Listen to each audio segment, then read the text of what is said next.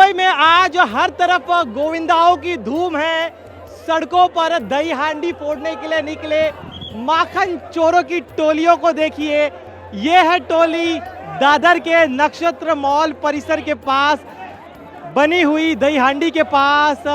मुंबई के अंधेरी इलाके से माखन चोरों की ये जो टोली है वो यहाँ पर आई है। एक एक कर मानव पिरामिड ये बना रहे हैं। जिस जगह ये दही हांडी है ये करीब 30 फीट की ऊंचाई पर है। ऐसे में इस दही हांडी को फोड़ने के लिए कम से कम 8 थरों का मानव पिरामिड की ज़रूरत है। और यहाँ पर ये जो मंडल आया है वो देखिए कितनी तेज़ रफ्तार के साथ एक एक कर गोविंदा जो है वो ऊपर मानव पिरामिड पर चल रहे हैं। जितना थर ऊपर है उसके नीचे भी सुरक्षा के लिए उतनी बड़ी संख्या में लोग हैं।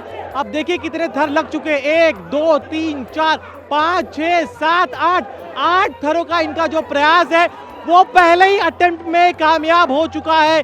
यहाँ पर देखिए किस तरह से ये जो ग्रुप है गोविंदा पथक है बड़े ही साहस के साथ अपने आप को शांत रखते हुए एक छोटा नन्हा गोविंदा जो है वो ऊपर पहुंच चुका है और वो अपने साथ अब सलामी दे रहा है इस मटकी को फोड़ने के लिए। तो ये देखिए मटकी फोड़ी जा रही है। पहले प्रयास में 8 थरों के साथ इस मटकी को फोड़ दिया गया है। तो एक अदम्य साहस आप दिखाई दे रहा साथ में देखिए। और अब देखिए इसी तरह का जोखिम होता है लेकिन नीचे बड़ी संख्या में लोग थे जिन्होंने उस बच्चे को बचा लिया है, नन्हे गोविंदा को बचा लिया। और अब जो ऊपर के थर के जो लोग हैं वो अब धीरे धीरे नीचे उतर रहे हैं।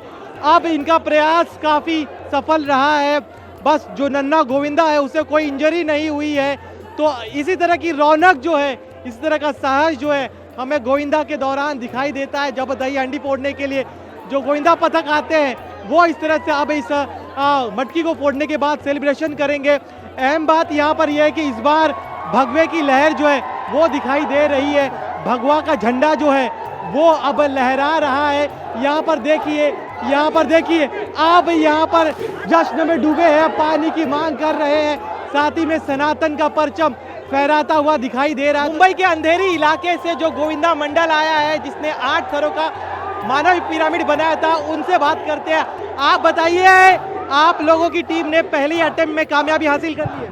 यस, पहले अटेम्प्ट में ये पहली हंडी थी। हम लोग हर साल यहाँ पे आते हैं और ये दादर की मानव से हंडी है तो इसके लिए हमारा यहाँ पे आना ज़रूरी होता है। और ये जो 8 थर का हम लोग जो फर्स्ट अटेम्प्ट ने जो फोड़ा है उसके पीछे एक दिन का टर्नओवर नहीं है, जिसके पीछे बच्चों लोगों ने कम से कम 3 महीने की मेहनत ली है और ये उसका नतीजा है। और हम लोग बहुत खुश है कि हमारा फर्स्ट अटेम्प्ट में ये हंडी फूट गई। कितना मुश्किल होता है इस तरह के मानव पिरामिड बनाना, क्योंकि सेफ्टी का भी आप लोग को ध्यान रखना पड़ता है? अच्छा, सेफ्टी के पॉइंट ऑफ व्यू से बात करेंगे तो ऐसा होता है कि बेसिकली जो बेस होता है कि जो हैवी वेट वाले वो नीचे होते हैं, फिर उसके बाद उसके ऊपर जो बैलेंस करना होता है, क्योंकि आप ज़मीन पे तो बैलेंस कर लेते हो लेकिन ऊपर जो बैलेंस करना होता है वो बहुत डिफिकल्ट होता है। और आप उसमें कैसे होता है कि आप थोड़ी देर में प्रैक्टिस करके वो नहीं कर सकते, उसके लिए आपको रेगुलर मेहनत करनी पड़ती है।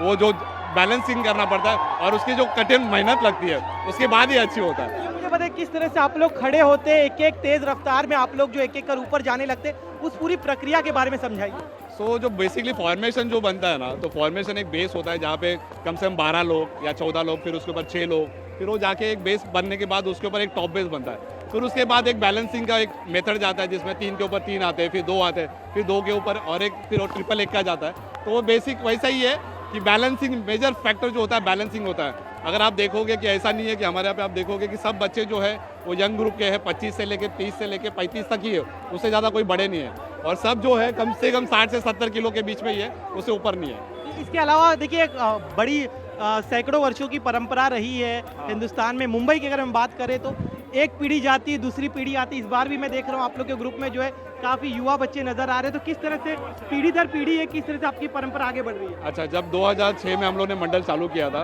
आई एम द वन जो हम लोग ऑर्गेनाइज करने वालों में से हम लोग थे, जहाँ पे पैसे जेब से लगा के हम लोग ने मंडल चालू किया था।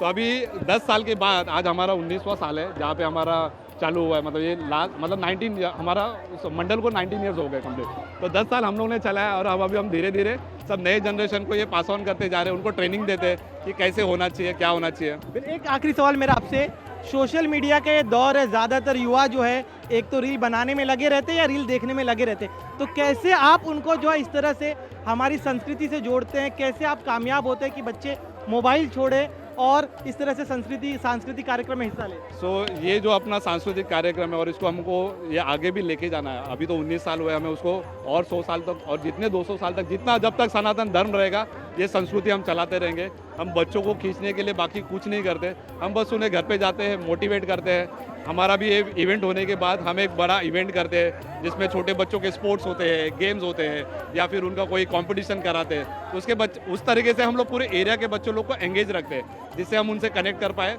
और उससे उनका आत्मविश्वास बढ़ता है और हर एक फेस्टिवल में हम उनको अपनी तरफ खींचते हैं। तो इस बार की जो दही हांडी है इसमें हम खास तौर पे देख रहे हैं दही हांडी के साथ साथ भारत की जो परंपरा है, भारत की जो संस्कृति है, भारत का जो सनातन धर्म है उसका परचम फहरा रहे हैं। तो इस तरह का जोश और उल्लास जो है हर तरफ दिखाई दे रहा है।